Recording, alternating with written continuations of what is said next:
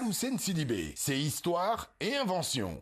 La peinture et le colorant inventé le 14 juin 1927 par George Washington Carver. Né esclave au début des années 1860, à cette époque, on pourrait dire que George Washington avait une peur bleue des Blancs. Pourquoi? Parce qu'il était esclave. Pourquoi la peur est toujours bleue? J'ai pas compris, je comprends pas. Enfin, moi, je me pose souvent cette question. Peut-être qu'un jour, vous nous direz pourquoi la peur est bleue. Un jour, je pense qu'il s'en occupera. Alors, George Washington Carver est surnommé par ses voisins docteur des plantes. Oui, docteur des plantes parce que certainement, il avait la main verte. Allez, allô. J'étais obligé de mettre 2-3 petits bonbons, 2-3 petites respirations en rapport avec les couleurs.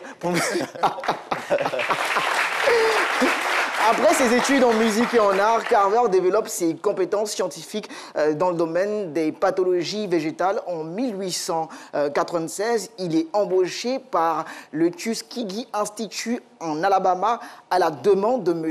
Booker T. Washington, spécialisé en botanique. Il devient ainsi le directeur des recherches de cet institut. Et je pense que... Mais en fait, moi, désolé, allez-y. Je veux savoir en fait, comment est-ce qu'il a réussi à fabriquer les couleurs? Avec quelle matière? Parce que j'ai entendu quelque chose de végétal.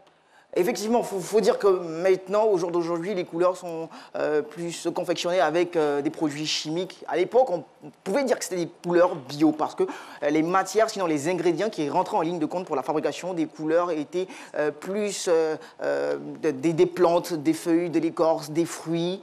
Donc, avec ces différents ingrédients, on pourrait avoir des couleurs très, très colorées, très, très festives. Je vous conseille de faire des recherches sur comment on fabrique des couleurs avec des plantes. Je pense que vous allez tomber sur des pépites, vous allez en voir plein de couleurs. Donc à l'époque, les couleurs, c'était un peu comme des jus de fruits, des mixtures Effectivement. végétales. Effectivement. Ah, d'accord, c'était un peu alimentaire. Alimentaire, voilà. Pas forcément conseillé pour la consommation, mais pour améliorer la commercialisation des nouvelles cultures.